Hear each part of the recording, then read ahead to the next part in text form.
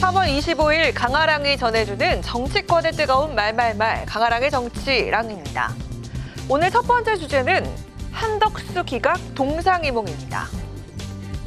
여야와 정부가 정말 달라져야 합니다. 저부터 그렇게 하겠습니다.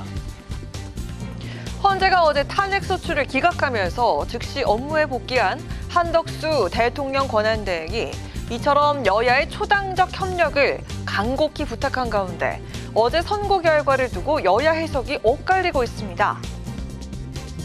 두 명의 재판관이 별개의 의견이 아닌 명확한 각하 의견, 반대 의견으로서 자기 의사를 명확히 한 측면이 있고요. 절차적인 보장을 굉장히 중요시하는구나.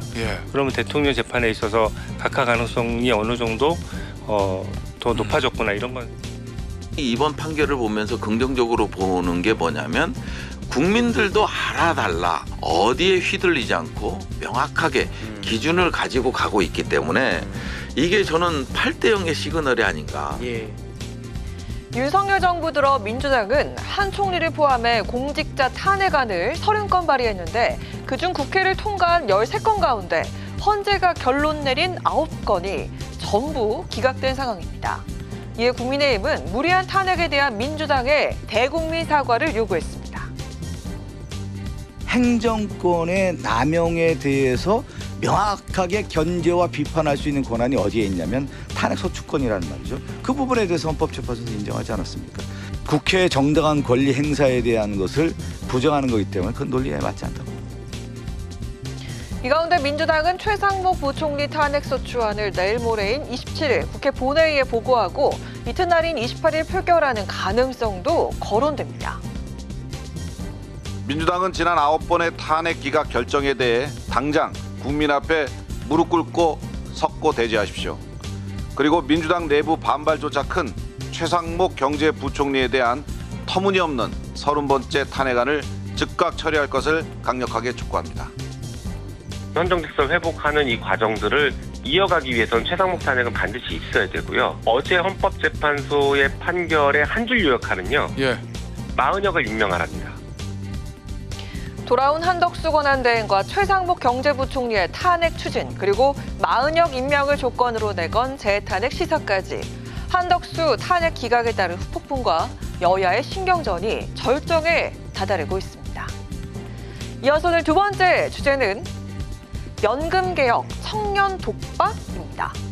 여야가 합의한 더 내고 더 받는 국민연금 모수개혁안을 두고 청년층의 반발이 가시화되면서 제2요구까지 나오는 등 후폭풍이 이어지고 있습니다. 청년 세대가 느끼는 국민연금에 대한 신뢰의 문제, 청년들이 마주한 구조적 불평등 함께 고민하고 바꾸자라는 취지입니다. 연금을 낼 때와 받을 때의 조건이 완전히 다르다는 현실적인 문제를 말하는 것이고, 지난 20일 본회의를 통과한 국민연금법 개정안은 내는 돈인 보험료율을 현행 9%에서 13%로 받는 돈인 소득 대체율을 40%에서 43%로 높이는 것이 핵심입니다. 특히 보험료율 인상 방식을 모든 세대가 향후 8년간 0.5%씩 일괄적으로 올리기로 한 점을 두고 세대 간 불평등 논란이 일고 있는 겁니다. 곧 연금을 받을 세대보단 8년 후 13%씩 계속 내야 할 젊은 층의 부담이 클 것이란 우려 때문인데요. 강제로 갯돈을 넣으라는데 지금 넣는 갯돈과 앞순번에 기성세대가 타갈 갯돈을 생각해보면 숫자가 안 맞습니다. 젊은 세대가 우리는 못 받는다라는 인식을 갖는 한 국민연금에 대한 저항은 커질 수밖에 없습니다. 이처럼 2030 청년층의 표심을 겨냥한 대선 차기 주자들도 일제히 가세에서 연금 개혁에 대한 우려의 목소리를 내고 있는 상황입니다. 한 걸음이라도 떼지 않으면 앞으로 나갈 수가 없는 아주 지독한 교착 상태이기 때문에 저희가 3040 세대들의 목소리에 귀를 닫겠다는 건 아니고 특위위원회 절반을 3040 세대로 넣었으면 좋겠다라는 그런 의견도 있었고. 국회 보건복지위원장인 박주민 민주당 의원 역시 세대 간의 싸움으로 번질 게 아니라 연금 특유의 청년 목소리를 반영해야 한다는 입장을 밝혔습니다. 현재 각당은 연금특위 구성을 위한 사전 작업에 착수한 상태인데요.